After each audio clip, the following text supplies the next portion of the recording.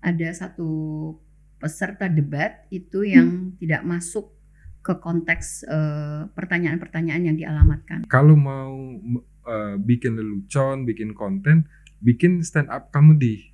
Jadi jangan di debat gitu, jangan jadi kandidat. Padahal kita sedang berbicara masalah-masalah struktural di pedesaan yang tidak bisa disimplifikasi. Misalnya setiap apa-apa pertanyaan itu jawabannya hilirisasi dari setiap debat ke debat. Jawaban dari Prof Mahfud juga dinilai oleh Gibran, Prof Mahfud tidak paham. Walaupun sungguhnya kalau yang saya lihat, Gibran lah sungguhnya yang tidak paham dengan apa yang ditanyakan orang dan apa yang dia tanyakan. Itu artinya memang setiap capres-cawapres ada plus minusnya, tetapi memang yang sangat mengecewakan adalah perspektifnya Gibran. Menurut saya ini berbahaya kalau reforma agraria untuk pengusaha.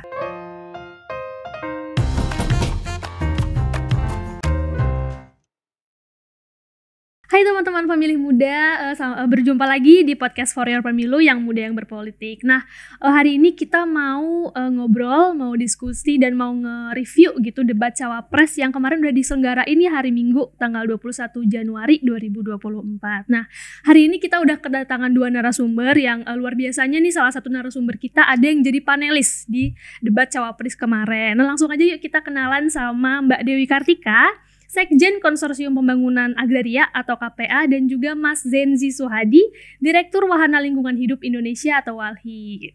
Selamat datang Mbak Dewi dan Mas Zenzi, tepuk tangannya dulu. Selamat datang. Apa kabarnya hari ini Mbak Dewi dan Mas Zenzi? Alhamdulillah sehat. Setelah kemarin menyaksikan debat ini gimana? Oh gitu ya? Ya menarik. Menarik gitu. Ya tadi kan aku udah bilang ya Mbak Dewi ini jadi panelis di debat cawapres kemarin. Nah ini sebelum kita masuk ke pertanyaan-pertanyaan yang lebih detail, yang lebih serius gitu, sebelum juga kita review klip-klip nanti debatnya, mau dong diceritain dulu gimana sih perasaannya jadi panelis dan juga suasananya pas debat kemarin seperti apa? Ya, kalau bicara perasaan sih sebenarnya nggak terlalu mengagetkan ya, karena sebelumnya kan di 2019 sempat jadi panelis juga. Sudah pernah berarti ya? Kemudian sebenarnya justru yang paling dinantikan dari proses itu kan apa yang menjadi respon dari para kandidat.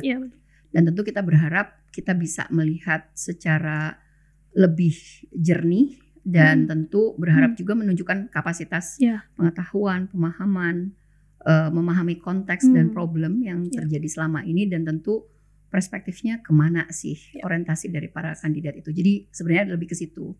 Kalau dari sisi teknis ya memang tantangannya adalah karena terbatas dengan subtema yang banyak. Ada 6 subtema di debat yang kemarin. Kemudian probability-nya hanya per subtema itu hanya 1. Yang dipilih begitu ya Mbak? Betul, yang diambil. Sementara kita menyusun 18 pertanyaan yang menurut kita memang daging semua. Dan kita memastikan justru itu yang menjadi akar masalah, yang kita minta semua kandidat itu menyatakan apa sih solusi konkretnya, kebijakan strategisnya yang harus diperbaiki, mengingat dalam 10 tahun terakhir atau dalam 20 tahun terakhir kita nggak banyak melihat perubahan yang signifikan. Kurang lebih begitu. Nah ini kalau buat Mas Zenzi, tentu kan tema debat kemarin tuh pasti ditunggu-tunggu nih sama WALHI. Ini kemarin ngelihat debatnya gimana nih Mas Zenzi? Seperti tadi disinggung oleh Kak Dewi ya. Ada 18 pertanyaan, itu kan yang muncul 6 ya, karena dia dipilih begitu. Mestinya dari 6 pertanyaan yang keluar ini dia dapat menjadi pisau bedah dari ketiga kandidat ini untuk membongkar akar persoalan dan menunjukkan pemikiran dan pemahaman ketiganya terhadap persoalan serta gagasan-gagasan apa yang bisa menjadi jalan keluar dari persoalan agraria, masyarakat adat, lingkungan, Mas boleh agak maju suaranya. Lain-lain. Sayang sekali dari 18 pertanyaan, 6 pertanyaan yang keluar dan substansi yang mulai muncul dari Caimin dan Mahfud itu mengalami distorsi. Oleh perilaku salah satu kandidat yang menurut kita itu tuh tidak layak ya. Tidak layak bukan tentang mereka bertiga sebagai kandidat, tetapi ini kita sedang menunggu kualitas dan kapasitas 3 calon pemimpin bangsa ini. Dan topik yang sedang dibicarakan itu persoalan yang menyangkut hajat hidup orang banyak, kehormatan bangsa ini dan masa depan negara ini. Karena topik-topik inilah dulu yang menjadi alasan 4 negara besar di Eropa itu datang ke Nusantara dan berperang. Gitu. Dan mengecewakan bagi kita dan apalagi bagi masyarakat petani, masyarakat adat yang tanahnya sudah dirampas, hutannya sudah dirusak, lahannya sudah dicemar. Mereka menghadapi tekanan hidup yang berat begitu, menjadi korban dan dijadikan lelucon di debat calon pemimpin mereka. Gitu. Persoalan yang sangat serius itu dibawa main-main. Bagi saya ya, debat itu sangat penting karena itulah kita bisa mengukur kualitas dan kapasitas calon pemimpin. Kalau mau bikin lelucon, bikin konten, bikin stand up comedy. Jadi jangan debat gitu, jangan jadi kandidat begitu. Bikin stand up comedy aja para kandidat itu. Jadi Mas Zenzi ini bisa dibilang puas nggak sih sama debat yang kemarin? Sebenarnya saya beberapa topik itu saya menarik perhatian saya ya. Seperti dari Caimin itu mengeluarkan mengangkat lagi gagasan lama yang sangat penting itu bioregions. Bicara juga soal keadilan ekologis, keadilan lintas generasi. Itu substansi yang sangat penting bagi rakyat Indonesia dan bagi generasi muda di Indonesia. Prof. Mahfud juga mengungkapkan satu tantangan besar penyelamatan lingkungan hidup selama ini, di mana tidak ada kerusakan lingkungan di Indonesia ini yang tidak diupayakan pencegahannya. Ada semua pembelanya, tapi selama ini kan pembela lingkungan, pembelaan hak rakyat, petani itu pasti dia berhadapan dengan kriminalisasi dan di penjara. Prof. Mahfud mengajukan satu topik agar para pembela lingkungan itu menjadi subjek hukum, dilindungi oleh hukum. Itu beberapa poin menurut saya menarik sebenarnya kalau ketiga kandidat ini mempunyai kapasitas yang setara untuk membicarakan persoalan bangsa. Tapi kalau saya lihat kemarin memang dari 3 kandidat ini kapasitasnya tidak setara sehingga dia terjadi begitu.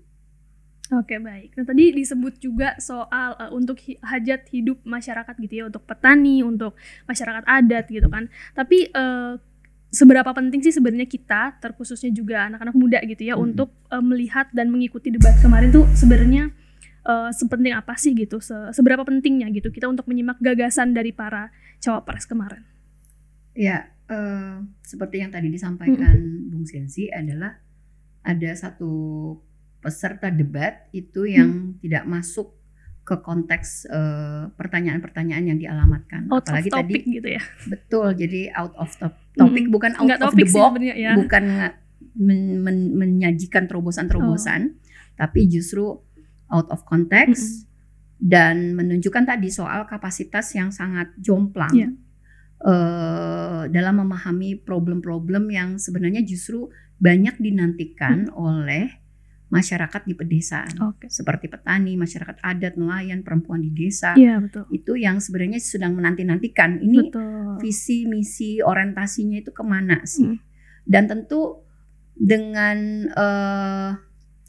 misalnya kalau kita bicara responnya 02 ya, Gibran 02 ya, itu perspektifnya sangat teknis dan urban banget, kota banget, padahal kita sedang berbicara masalah-masalah struktural di pedesaan yang tidak bisa disimplifikasi. Misalnya setiap apa-apa pertanyaan itu jawabannya hilirisasi dari setiap debat ke debat.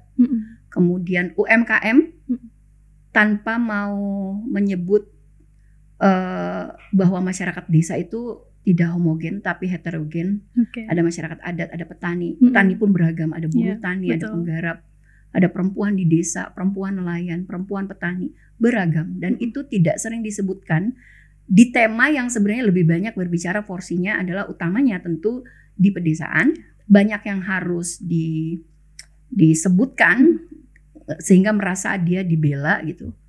Tapi bukan berarti bahwa problem-problem atau tema-tema kemarin itu tidak juga beririsan dengan krisis-krisis yang terjadi di kota. Nah, generasi muda, kalau bicara generasi muda juga sebenarnya kemarin debat itu kalau dia terjadi secara seimbang ya, dengan kapasitas yang relatif sama lah, mumpuni, punya kapasitas pemahaman, pengalaman yang sama, itu sebenarnya momentum bagi generasi muda Gen Z untuk tahu lebih banyak soal masalah-masalah agraria, masalah-masalah ekologi, masalah lingkungan, sumber daya alam, energi, yang sebenarnya itu saling berkaitan. Antara krisis di desa itu berkaitan dengan krisis di kota, dan generasi muda mau di desa mau di kota itu perlu tahu problem-problem yang sifatnya struktural. Jadi nggak bisa sekedar jawabannya oke, masalah pertanian kita, masalah pangan kita dijawab dengan smart farming.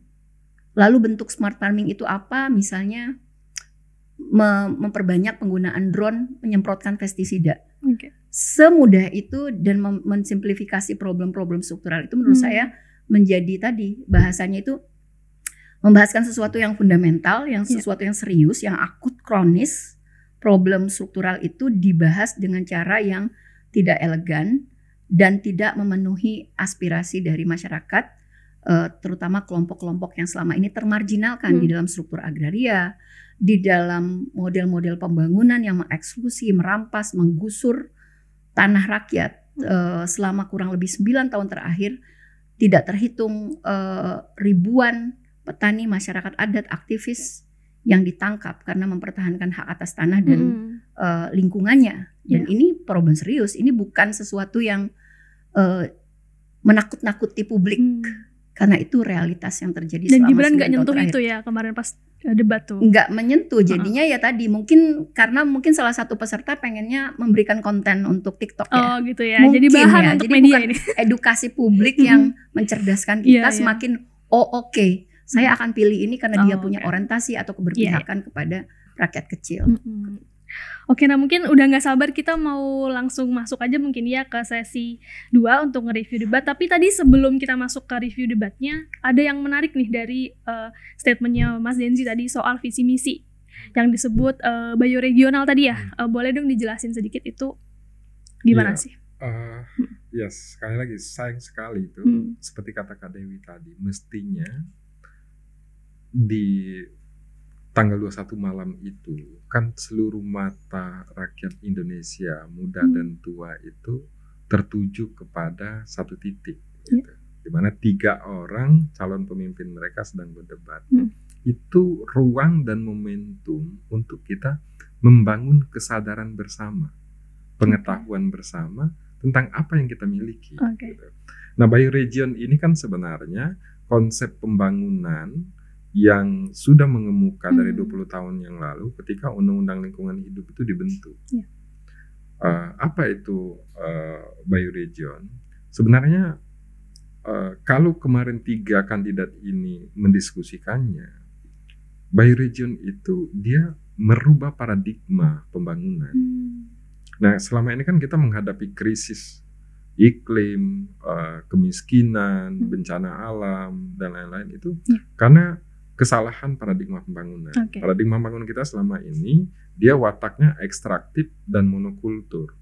Kalau ada satu komoditi yang mau dibangun ekonominya, maka cara pikirnya itu apa yang kita dapatkan. Begitulah AMDAL bekerja. Siapa yang akan bekerja di sana, berapa yang akan dihasilkan, dampaknya kemudian. Iya, itulah cara pikirnya si Gibran misalkan. Dengan hilirisasi berapa tenaga kerja yang kebuka begitu. Nah, sedangkan yang mau dibongkar dengan bioregion itu paradigmanya dirubah. Ketika ada suatu rencana, kita tidak hanya mikirkan apa yang kita dapatkan, tetapi kita akan kehilangan apa.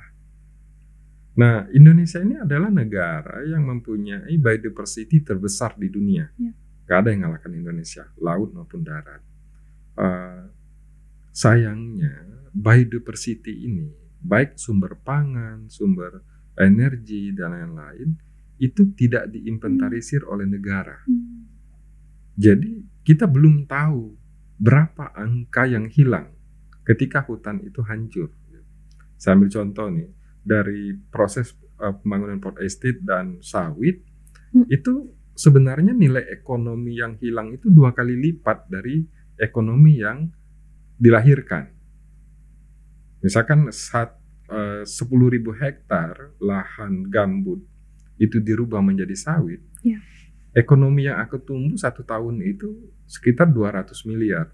Tapi ekonomi yang hilang itu 468 miliar. Dan itu nggak dihitung ya? Nggak dihitung. Okay. Nah, itu bioregion itu sebenarnya dimaksud oleh Caimin itu pembangunan kita itu nggak boleh lagi seragam dari atas.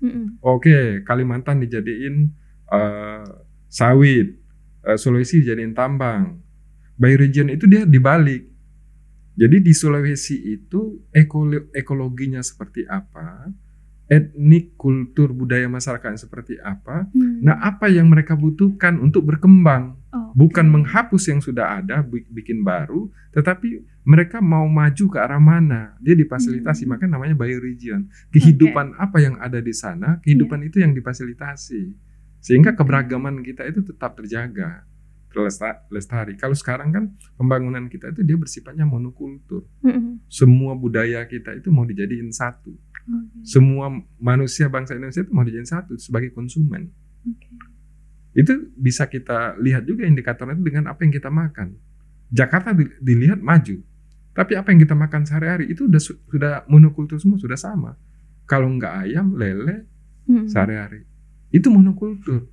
Berbeda dengan orang di kampung, sehari dia bisa makan itu 7-10 jenis.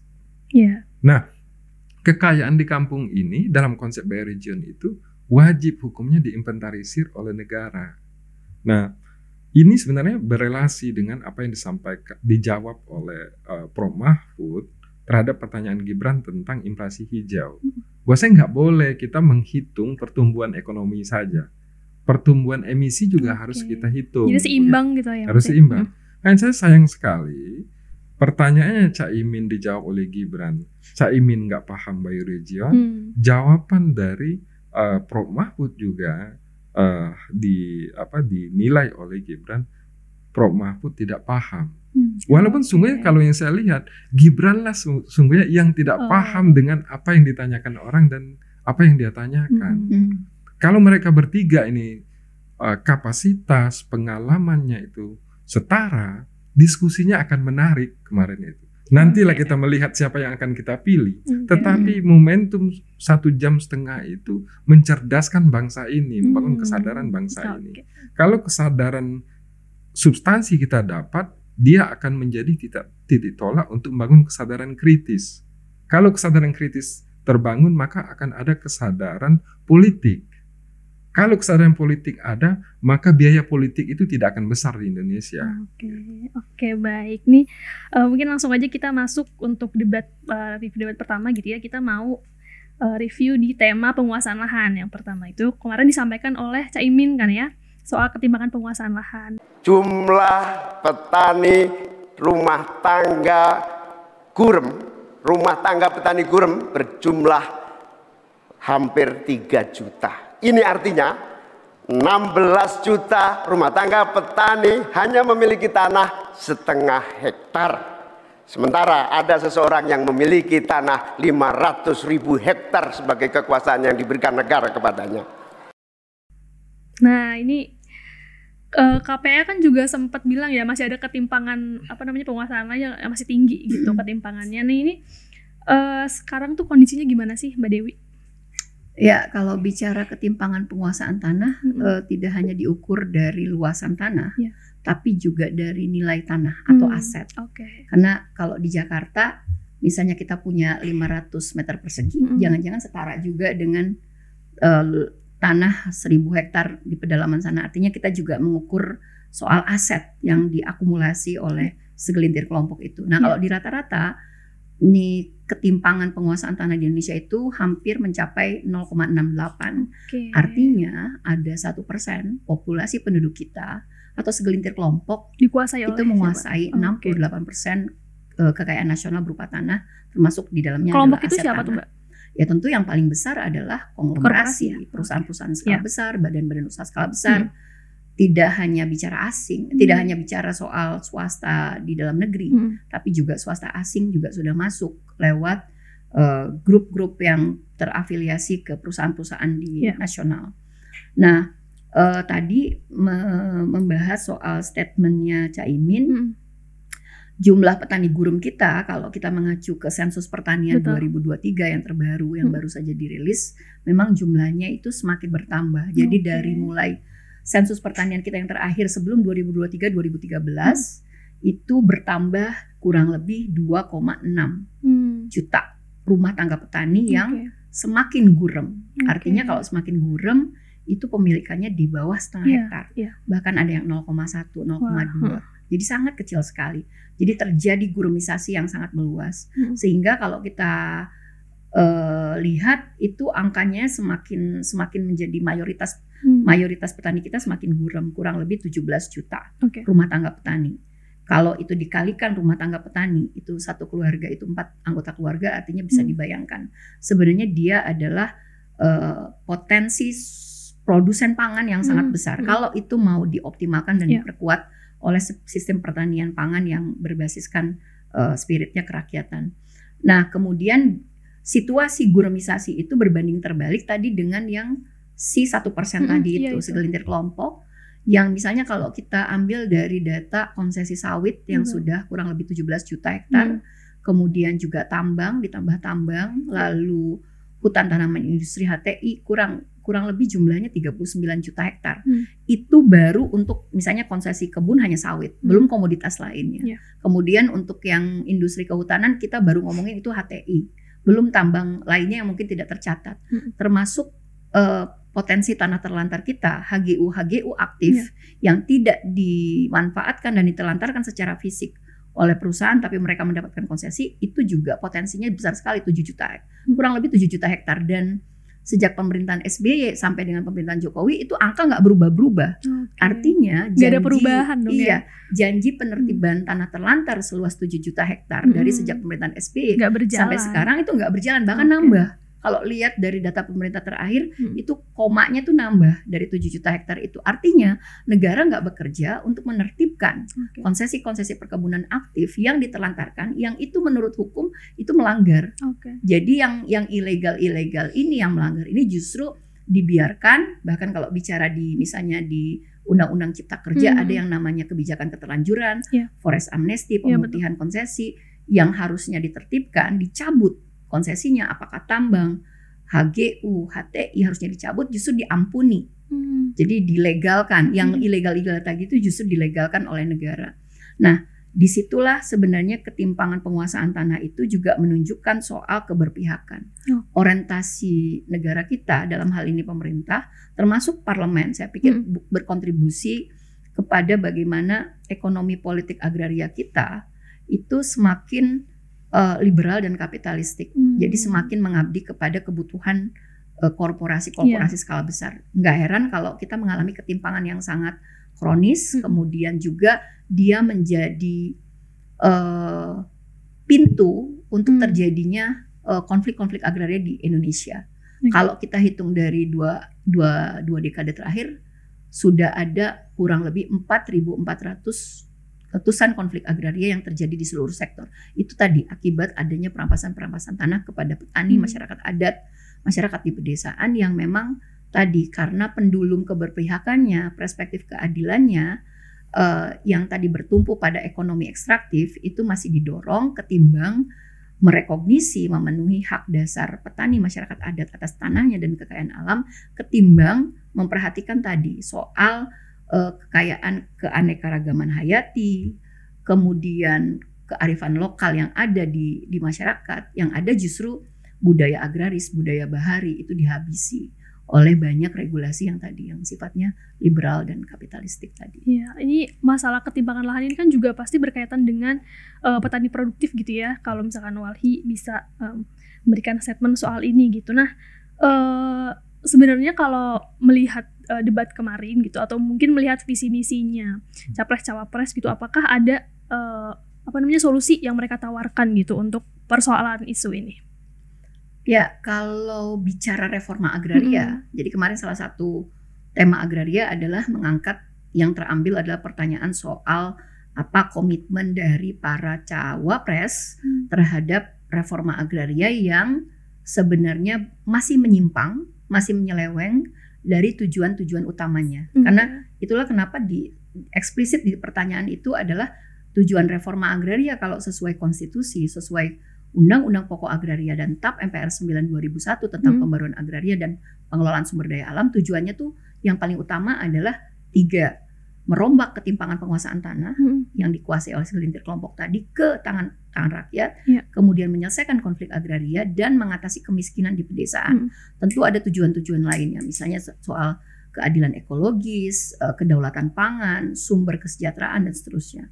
Nah, tetapi itu praktis yang tidak dilakukan. Sehingga kenapa kemarin ditanyakan apa komitmennya? Karena semua cawapres menjanjikan akan menjalankan reforma agraria dengan model-modelnya yang beragam. Sehingga kita itu pengen tahu sebenarnya reforma agraria macam apa sih yang kalian janjikan? Karena 9 tahun kemarin juga dijanjikan akan dilakukan 9 juta hektar lewat redistribusi tanah kepada rakyat. Yang terjadi kan sertifikasi tanah. Dan dari proses itu kita tahu bahwa misalnya kalau yang paling kontroversial adalah pernyataan Gibran yang menyatakan bahwa reforma agraria itu adalah sertifikasi tanah. Iya, betul. Artinya memang gak heran, mungkin karena ingin melanjutkan Presiden Jokowi, kebijakan Presiden Jokowi. Kemudian juga yang paling lucu adalah reforma agraria untuk pengusaha lokal. Artinya dari sisi perspektif, dari sisi ideologi itu nggak masuk tuh. Reforma agraria itu memang nggak dipahami. Jangan-jangan memang pertanyaannya harus simpel aja ya. Apa tahu soal istilah reforma agraria? Mungkin itu dulu yang Jangan-jangan harus dikasih tahu dulu. Itu ya. Iya, benar. Jadi ketika bicara RA, reforma agraria, dia bicara untuk pengusaha lokal. Berarti fokus dia untuk pengusaha UMKM gitu ya. Pertanyaannya siapa pengusaha lokal? Prabowo juga pengusaha lokal, betul. Makanya mendapatkan katanya hampir 500.000 hektar. Benar. Nah, artinya kan itu berbahaya ya. Dia tidak menyebutkan reforma agraria untuk petani, untuk buruh tani, untuk masyarakat miskin, termasuk di kota misalnya yang landless, tidak punya tanah, nggak punya rumah.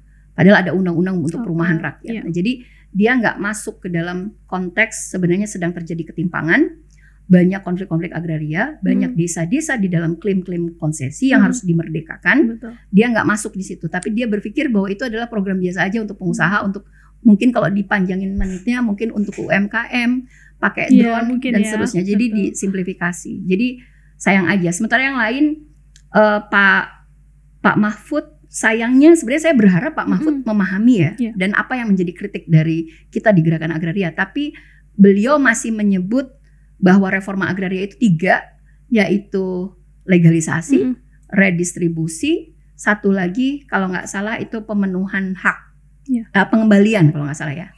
Nah, yang 2-nya redistribusi tanah dan pengembalian hak. Tetapi legalisasi artinya dia masih terjebak pada konsep dan praktek reforma agraria ala Jokowi, termasuk ala SBY. Sementara Muhaimin Iskandar mungkin lebih ideal.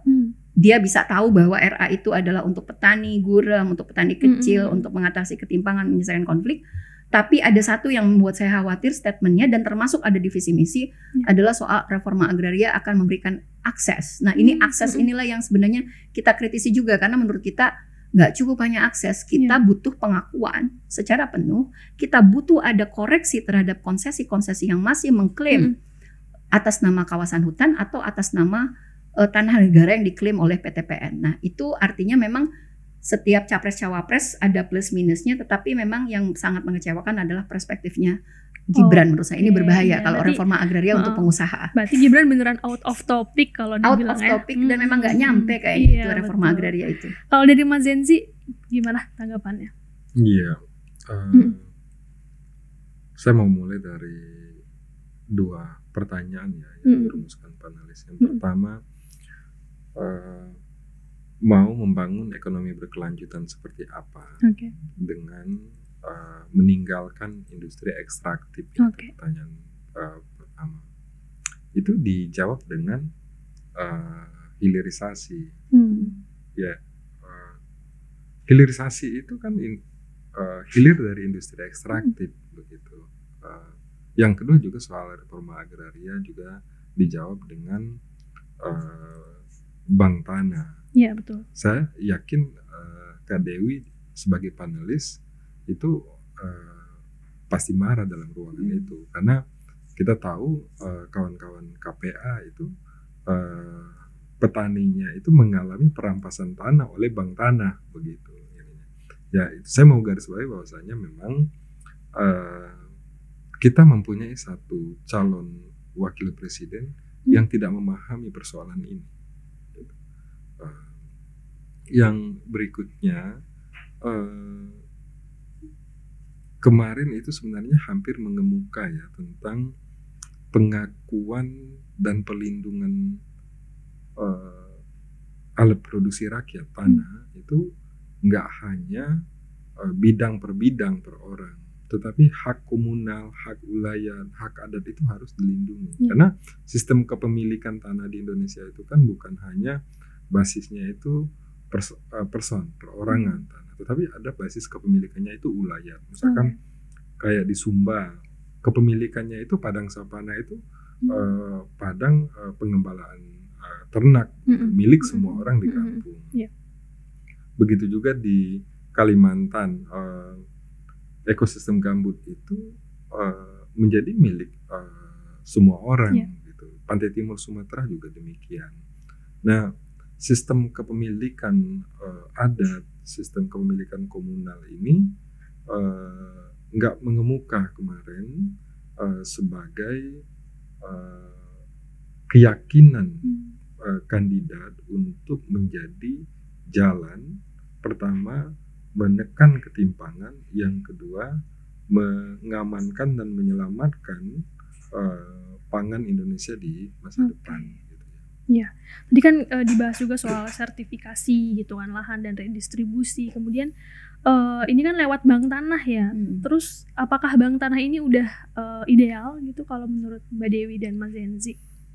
Kalau ya itu menurut saya, makanya memang perspektifnya itu sama sekali nggak masuk ke dalam akar masalah yang terjadi di Indonesia, sehingga dia semacam kayak template aja ya, udah hafalan bahwa kalau munculnya reforma agraria maka tinggal disebut aja PTSL, lalu bank tanah dan seterusnya. Nah, bank tanah itu adalah satu badan baru yang dibentuk oleh Undang-Undang Cipta Kerja, yang sejak awal memang gagasannya itu sudah lama selalu digembar-gemborkan bahwa banyak investor itu mengalami kesulitan mendapatkan tanah di Indonesia, sehingga banyak proyek-proyek mereka yang mangkrak. Sehingga dari sejak Presiden SBY mendorong undang-undang pengadaan tanah untuk kepentingan umum, terus dianggap itu juga masih nggak memudahkan, butuh undang-undang lain, masuk lewat RUU Pertanahan, gagal karena kita tolak, lalu masuk ke Undang-Undang Cipta Kerja. Nah, ketika berbicara reforma agraria lalu dikaitkan dengan bank tanah, tentu itu menjadi kontraproduktif, karena tujuan dibentuknya bank tanah adalah untuk sebagai mesin konsolidasi tanah bagi kepentingan investasi skala besar. Jadi sekarang pengusaha kalau mau berinvestasi, mau berbisnis di Indonesia dan butuh tanah yang cukup luas, maka pergilah ke bank tanah. Nah, ketika dia menyamakan proses reforma agraria dengan proses pengadaan tanah untuk pengusaha-pengusaha yang punya modal, maka otomatis akan rontok petani, buruh tani, orang miskin yang akan juga seharusnya dia mendapatkan prioritas untuk mendapatkan pengakuan hak atas tanah. Di sisi lain, dengan misalnya yang tadi menambahkan juga yang paling aneh adalah kemarin 02 Gibran itu menyampaikan adalah dia mencontohkan bagian dari RA itu adalah bagaimana prestasi dia membuat Kota Solo itu punya predikat kota lengkap. Karena PTSL-nya udah oke, udah hampir 100%. Jadi kan lucu ya, kok bicara reforma agraria, bicara agenda yang penting bagi petani, bagi buruh tani, tetapi dia mencontohkan soal betapa Kota Solo bisa menjadi contoh reforma agraria yang baik karena sudah mendapat predikat kota lengkap. Nah, artinya memang dari sisi perspektif itu tidak sampai. Kemudian soal bank tanah, menurut saya kita di masyarakat sipil bersama Walhi dan kawan-kawan, kita sepakat bahwa badan baru bank tanah ini adalah satu badan yang sebenarnya semakin mendorong liberalisasi tanah di Indonesia. Dan terbukti sudah menimbulkan banyak konflik, mematok tanah petani, tanah kemarin adat. Juga sempat ini kan digugat kan oleh petani. Kita gugat juga ke Mahkamah Agung dan ini sudah beroperasi dan terbukti sebenarnya lebih banyak melakukan pematokan klaim-klaim secara sepihak di atas tanah-tanah masyarakat masuk ke kampung-kampung tanpa masyarakat adat, tanpa petani menyetujui atau ada konsen dari masyarakat. Gitu. Tidak ada informasi, tiba-tiba pelang-pelang atau patok bank tanah itu berdiri di kampung-kampung. Oke. Baik, kita mau lanjut lagi untuk nge-review di tema penambangan ilegal gitu. Kemarin yang disampaikan juga oleh Prof. Mahfud gitu.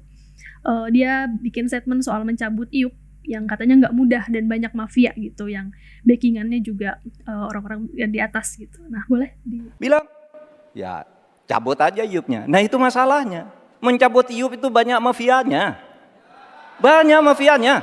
Saya sudah mengirim tim ke lapangan, ditolak. Nah, ini Mahfud bilangnya banyak mafia katanya dan di backing oleh aparat dan pejabat. Ini sebenarnya kalau di lapangan ini temuannya seperti apa sih gitu Mbak Dewi dan Mas Zenzi? Zenzi dulu deh. Boleh? Iya, memang mafianya itu bukan muncul setelah ada IUP ya. Sebelum ada IUP mafianya sudah ada. Tapi saya mau ulas dulu pengelolaan sumber daya alam kita itu perspektif hukumnya itu keliru. Jadi berbeda antara hukum bisa kita tempatkan sebagai pedoman, sebagai aturan. Berbeda pedoman antara rakyat dengan negara. Rakyat itu pedomannya benar atau salah, baik atau buruk. Itulah pedoman mereka. Sehingga dalam hidupnya manusia Nusantara ini dia memutuskan manusialah yang harus berubah menyesuaikan diri dengan alam. Itulah yang mengakibatkan kultur, etnik, budaya kita itu berbeda-beda.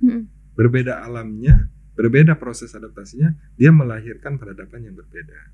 Nah, sedangkan pemerintah, dia tidak berpedoman pada baik, buruk, benar, dan salah. Negara ini, pemerintah ini pedomannya itu legal atau ilegal.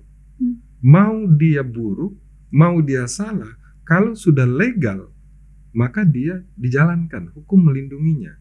Itu dimaksud Prof. Mahfud saya rasa. Memang tidak mudah untuk menghentikan kejahatan di tambang, baik itu yang legal maupun ilegal.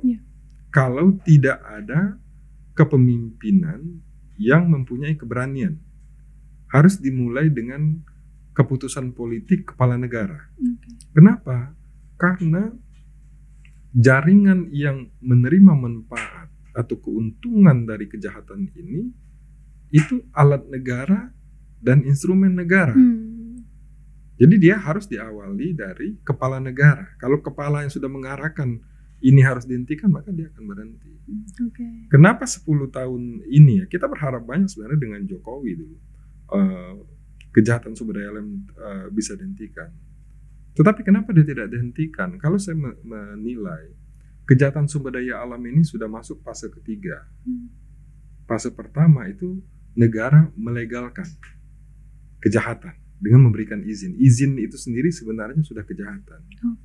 Yang kedua, negara membiarkan kejahatan. Baik yang punya izin tidak mematuhi ketentuan, yang tidak punya izin juga dibiarkan. Ini fase kedua. Fase ketiganya, negara tunduk kepada kejahatan itu. Itulah yang terjadi sekarang. Apa contohnya negara tunduk? Ada perusahaan dalam kawasan hutan, ini harus dilakukan penegakan hukum, hutannya yang dirubah fungsinya dari kawasan hutan menjadi kawasan pertambangan. Yang kedua, Undang-Undang Lingkungan Hidup yang mengatur tentang pidana lingkungan hidup, pasalnya dihapuskan. Artinya negara tunduk. Negara tidak berani menjalankan perintah pidana di dalam undang-undangnya. Perintahnya yang dihapus. Negara tunduk. Artinya betul apa yang disampaikan oleh Prof. Mahfud. Tidak mudah untuk menyelesaikan persoalan sumber daya alam ini kalau pertama tidak memahami persoalannya. Dan kita tidak bisa bohong ya. Seseorang itu dapat terlihat dia memahami persoalan ini, itu bukan hanya dari dia membaca atau dia mendapatkan briefing. Dia harus melalui proses dalam persoalan itu sendiri. supaya dia memahami. Betul kata Prof. Mahfud itu. Nggak akan mudah menyelesaikan ini kecuali orang betul-betul memahaminya, memahami peta mafianya, memahami substansi hukum di dalam persoalan ini. Nah, kalau Gibran, kita paham bahwasanya dia tidak mempunyai pengalaman dalam persoalan-persoalan ini. Apa yang dia sampaikan itu apa yang dilakukan oleh bapaknya. Tapi hal yang berbeda. Gibran mewarisi genetik bapaknya, iya. Tetapi pengetahuan, pengalaman itu tidak bisa diwariskan dalam garis keturunan. Apakah dia nggak tahu ya fakta di lapangan seperti apa mungkin? Dia tidak tahu. Kalau dia tahu persoalan ini di lapangan, dia akan punya empati dalam kesempatan dia di debat itu. Dia tidak punya empati kepada rakyat yang menderita karena bencana, menderita kehilangan tanah, itu artinya dia tidak paham, dia tidak ketemu dengan rakyat yang jadi korban. Oke. Kalau dari Mbak Devi? Ya, sektor pertambangan itu memang semakin memperparah situasi konflik agraria di Indonesia. Dalam catatan akhir tahun KPA 2023, bahkan bisnis tambang itu menempati posisi tertiga sebagai penyumbang konflik agraria tertinggi. Kurang lebih 32 kasus konflik agraria yang disebabkan oleh bisnis pertambangan. Yang pertama adalah komoditas batu bara, kemudian juga nikel. Itu menjadi penyumbang konflik agraria tertinggi di sektor tambang berdasarkan komoditas. Nah, artinya memang penerbitan IUP, izin-izin tambang, itu tidak memperhatikan realitas di lapangan, bahwa sudah ada masyarakat, sudah menjadi perkampungan, desa-desa definitif. Tetapi memang pemerintah menjadi kalap untuk memperoleh keuntungan sebesar-besarnya, termasuk bersama kroni bisnisnya untuk menerbitkan IUP, sehingga mendapatkan resistensi dari masyarakat yang terancam kehidupannya, wilayahnya, ekosistemnya, dan seterusnya. Sehingga itu yang menjadikan memang bisnis tambang ini memperparah ketimpangan penguasaan tanah, memperparah konflik, dan juga memperparah kerusakan alam yang lebih masif lagi. Nah, problemnya adalah kemarin itu di debat Cawapres itu isu yang kita dorong juga adalah soal ketertutupan informasi tentang konsesi-konsesi tambang atau yang kita sebut dengan illegal mining, illegal logging, kemudian juga illegal fishing. Jadi itu adalah kasus-kasus di mana kita merasa bahwa problem struktural yang tidak kunjung dibongkar dan ada keengganan secara sistemik oleh pemerintah untuk menutup semua data, semua informasi, sehingga kalau kita mau bongkar korupsinya, kalau kita mau bongkar mafianya, mafia tambang, itu praktis nggak bisa efektif karena ketertutupan informasi itu justru adalah membuat praktek-praktek korupsi, manipulasi, nepotisme dan lain sebagainya itu menjadi sangat subur di dalam ketertutupan itu. Nah, termasuk betapa misalnya pengampunan konsesi yang ada di Undang-Undang Cipta Kerja soal kebijakan keterlanjuran atau forest amnesty dan pemutihan ilegal entah mining atau konsesi sawit misalnya, itu juga berbahaya ketika keterbukaan informasi terhadap konsesi-konsesi itu ilegal atau tidak ilegal itu menjadi berbahaya karena begitu diampuni oleh negara yang pengusaha-pengusaha yang berbisnis dengan cara-cara ilegal diampuni, itu berbahaya karena mayoritas dari konsesi-konsesi itu sudah berpuluh tahun sudah menyebabkan konflik agraria. Ketika dikukuhkan menjadi legal menurut negara, maka itu mengukuhkan konsesi-konsesi itu menjadi legal di mata negara, sementara rakyat menjadi kelompok yang ilegal, mereka kehilangan lagi berkali-kali lipat dari apa yang sudah diderita sebelumnya. Jadi ketertutupan informasi mengenai konsesi ini menurut saya penting juga untuk menjadi perhatian kita, terutama kita di gerakan masyarakat sipil dan tentu pengambil kebijakan ke depan untuk hati-hati dengan ketertutupan, karena disitulah sarang mafia, sarang korupsi terjadi di yang ekonomi ekstraktif berbasis agraria sumber daya alam. Ya, isu-isu yang tadi kita bahas kan juga tentu pasti mengerucut gitu ya pada akhirnya kan ke masyarakat adat juga gitu. Masyarakat di pedesaan juga. Nah, ini kita mau review lagi untuk tema masyarakat adat di soal Gibran gitu ya, yang bikin statement untuk mendorong RUU masyarakat hukum adat gitu, boleh? Prof. Mahfud pasti paham bahwa RUU masyarakat hukum adat ini masih kita usahakan untuk didorong. Sekarang juga sudah ada Perpres 28 tahun 2023. Ini sudah ada 1,5 juta hektar hutan adat yang sudah diakui. Memang kuncinya ke depan adalah kita harus perbanyak dialog dengan para tokoh adat, kepala-kepala adat, tokoh masyarakat setempat. Nah, ini gimana nih tanggapannya soal kan Gibran berkomitmen gitu ya untuk mengesahkan RUU masyarakat adat, juga hadirnya Perpres 28 tahun 2023. Nah, dari Mbak Dewi dan Mas Zenzi, tanggapannya seperti apa? Ya memang namanya visi misi ya.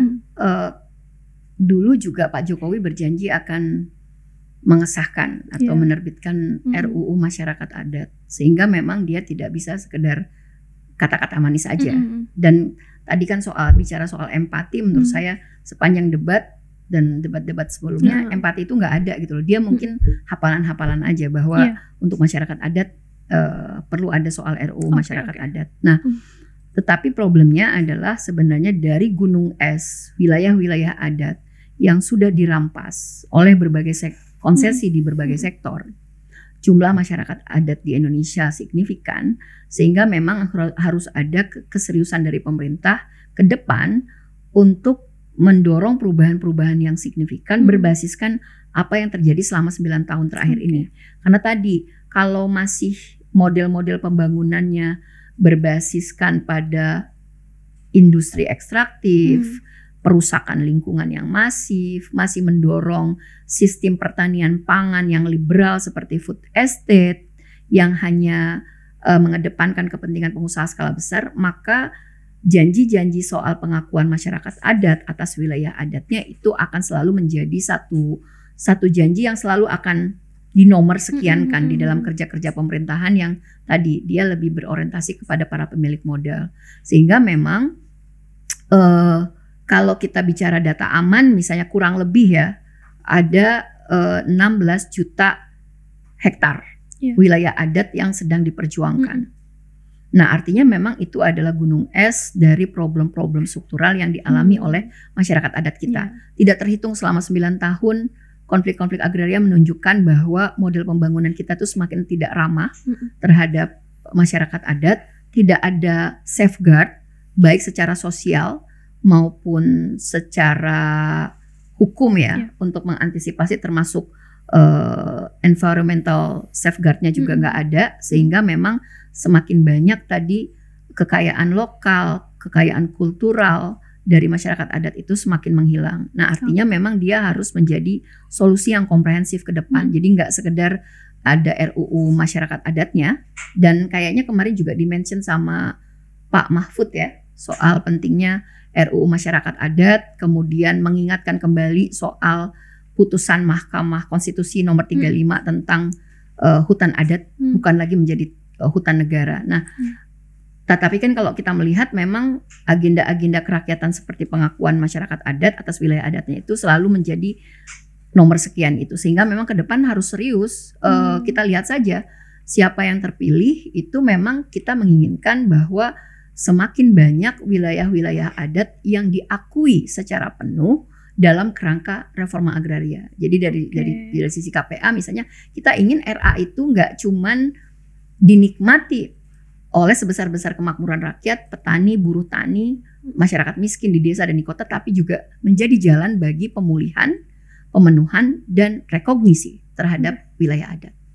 Oke, ini melihat visi misi yang Cawapres juga gitu ya.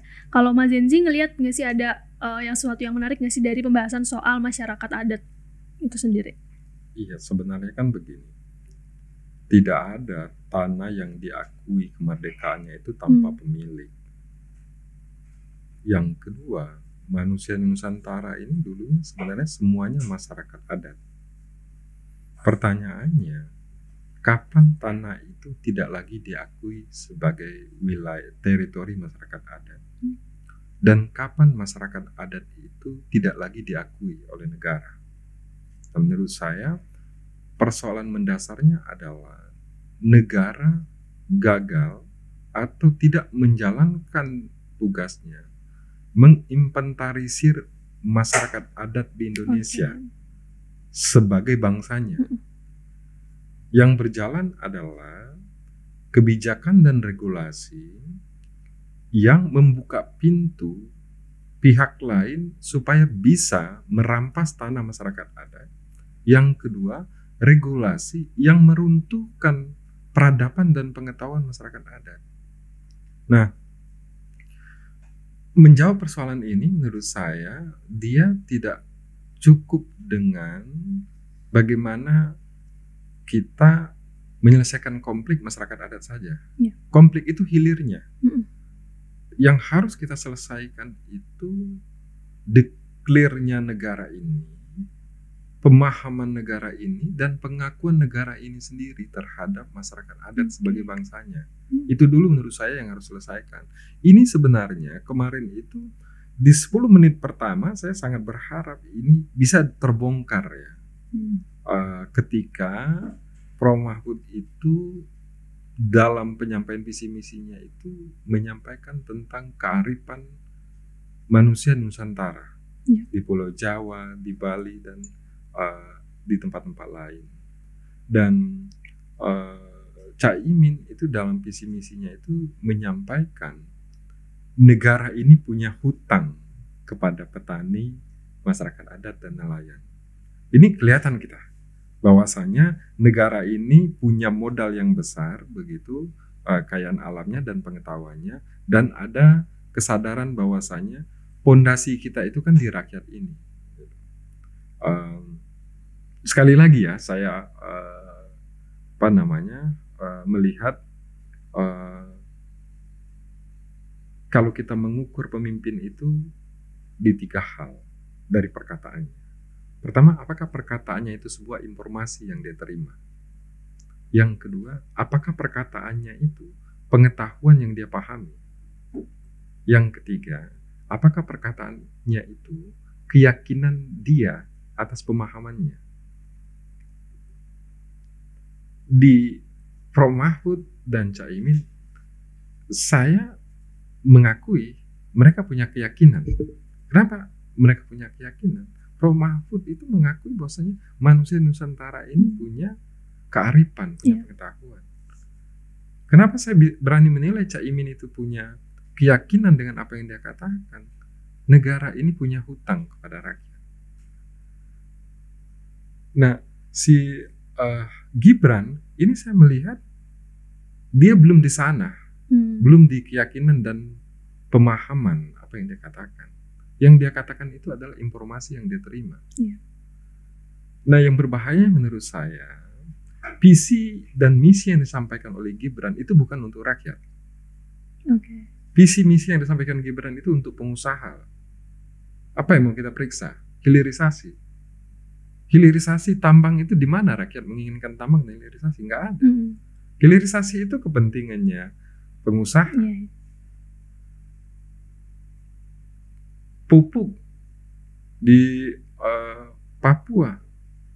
Emang petani di Papua seberapa banyak? Emang mereka selama ini menghasilkan pangannya dari budidaya pertanian? Pabrik pupuk itu untuk port estate-nya Mipe dan perkebunan kelapa sawit di sana. Betul apa yang disampaikan oleh Prof. Mahfud. Kok kita ini petaninya menurun, lahan pertanian menurun, tapi subsidi pupuk meningkat. Nah, ini ada hubungannya sebenarnya dengan pembangunan pabrik pupuk di Papua. Sebenarnya pupuk-pupuk di Indonesia, di Sumatera, di Kalimantan itu tidak semuanya itu landingnya itu di tanah petani. Dia larinya itu ke kebun kelapa sawit. Nah, tapi saya tidak mau ini ya soal sawit, pupuknya. Kemarin itu yang saya mau underline beberapa isu yang tidak mengemuka di dalam debat kemarin yang menurut saya sangat penting. Yang pertama, agak kurang para kandidat kemarin bicarakan tentang peradaban pertanian Indonesia. semuanya bicara tentang pestisida, pupuk kimia. Itu bukan peradaban kita sebenarnya. Pestisida dan pupuk kimia inilah yang walaupun meningkatkan produksi pertanian, dia sesungguhnya menurunkan kesejahteraan petani. Karena walaupun meningkat produksinya, yang menikmati keuntungannya itu perusahaan produsen dari pupuk dan pestisidanya. Gitu. Yang kedua, soal laut. Laut itu masa depan Indonesia. Itu tidak dibicarakan. Walaupun ada yang bicarakan soal nelayan, tetapi tata kelola kita terhadap laut itu di masa depan seperti apa? Gitu. Kita jadi merindukan Susi Pujiastuti. Betul. Dua itu tidak muka. Nah, yang ketiga itu kita selain bicara tentang ruang hidup, sumber kehidupan, kita itu juga harus bicara tentang kualitas kehidupan. Kualitas kehidupan itu dipengaruhi oleh kualitas lingkungan, terutama urban.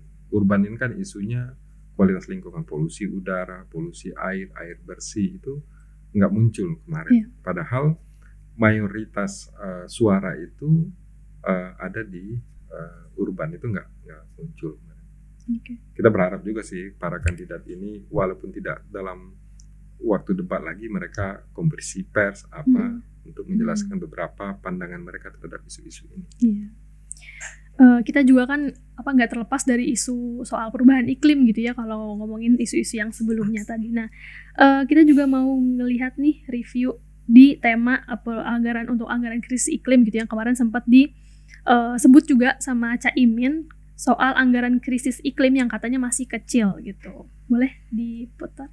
Kita melihat ada yang namanya krisis iklim tidak diatasi dengan serius.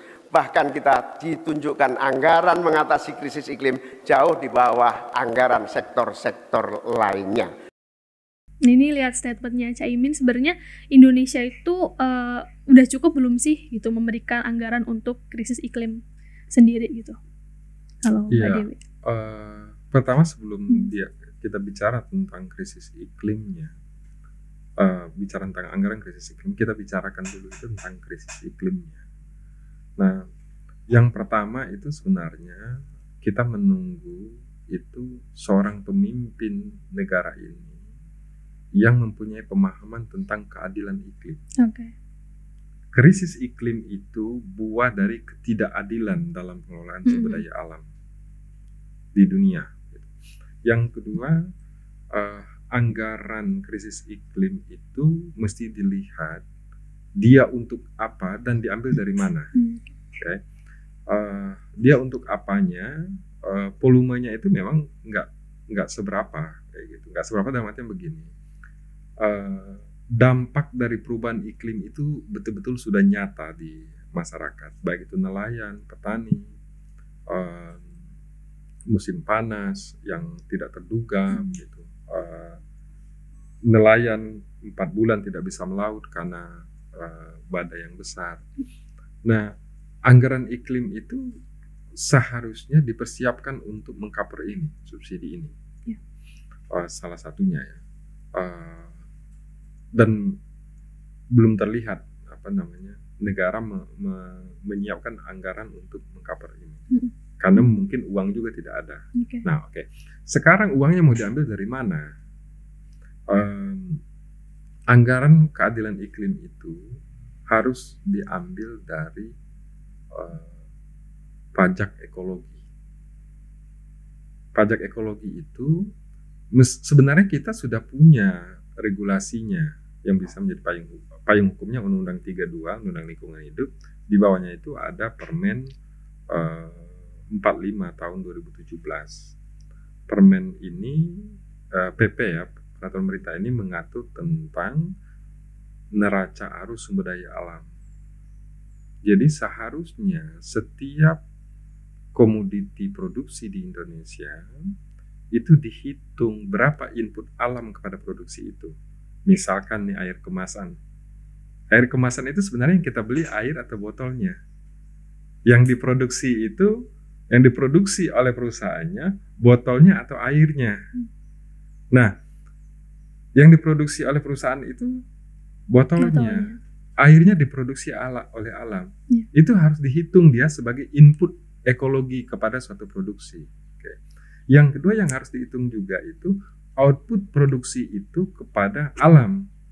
Emisinya berapa, polusinya berapa gitu. Nah ini berkaitan nih dengan perdebatan Pak Mahfud sama Gibran soal inflasi hijau. Green inflation. Inflasi hijau itu dia memang akan meningkatkan harga di dalam transaksi, tetapi sungguhnya tidak ada peningkatan harga. Yang ada itu mengalihkan cost. Kalau selama ini sebenarnya harga dari suatu produksi itu memang tinggi, tapi bebannya itu ditanggung oleh masyarakat dari sumber raw materialnya. Nah, kalau input alam terhadap suatu produksi itu dihitung, terus outputnya kepada alam juga dihitung, dari sanalah negara punya kewenangan untuk mengambil dana keadilan iklim. Jadi dana keadilan iklim inilah yang dipakai untuk mengcover apa dampak yang sudah terjadi oleh iklim. Peruntukannya bisa kepada pemulihan lingkungan, bisa kepada rakyat yang terdampak. Jadi menurut saya justru yang harus dirubah itu undang-undang CSR itu dihilangkan, diganti dengan undang-undang keadilan iklim. Di bawahnya mengatur instrumen tentang pajak iklim itu. Wah, ini menarik sih, tapi nggak kerasa kita udah sampai segmen terakhir nih ya. Dan tadi sempat disebut sama Mas Zenzi soal peradaban pertanian, terus juga suhu iklim. Nah, tapi kalau dari Mbak Dewi sendiri ada nggak sih sebenarnya hal-hal yang luput gitu dari debat cawapres yang kemarin? Iya, mungkin yang luput itu sering disebut tapi luput diperdalam ya. Dan seringkali kan menjadi pembahasannya menjadi soal suka tidak suka pada satu rezim ya, karena program itu dijalankan oleh satu rezim. Itu adalah soal food estate. Jadi food estate itu menurut saya ini satu sistem pertanian pangan yang memang tidak layak dilanjutkan. Kalau berbicara soal identitas dan budaya pertanian pangan kita. Nah, apa yang menjadi problem dari food estate? Food estate ini sebenarnya bukan baru. Di zaman pemerintahan SBY namanya MIFE. Jadi pertanian dan energi yang terpadu atau terintegrasi di Merauke, Papua. Nah, problemnya adalah MIFE ataupun food estate yang kemudian namanya menjadi program food estate di pemerintahan Jokowi ini sama-sama menganut satu sistem pertanian pangan yang berbasiskan korporasi. Jadi yang berbahaya kan sebenarnya jadi bukan soal, kalau kemarin kan perdebatannya ada yang berhasil, ada yang gagal. Nah, menurut saya justru perdebatannya jangan di situ karena bukan problemnya itu gitu loh. Kalau dia disebut ada food estate yang berhasil, ya masa nggak berhasil? Kalau udah berhasil itu udah selayaknya, karena apa? Dari hulu ke hilir dia difasilitasi negara. Ada regulasinya, ada dananya, APBN dari anggaran ketahanan pangan, ada tentaranya yang dimobilisasi untuk memastikan pengadaan tanah, land clearing dan segala macamnya beres. Ada teknologi, pupuk, benih, infrastruktur penunjang juga difasilitasi negara.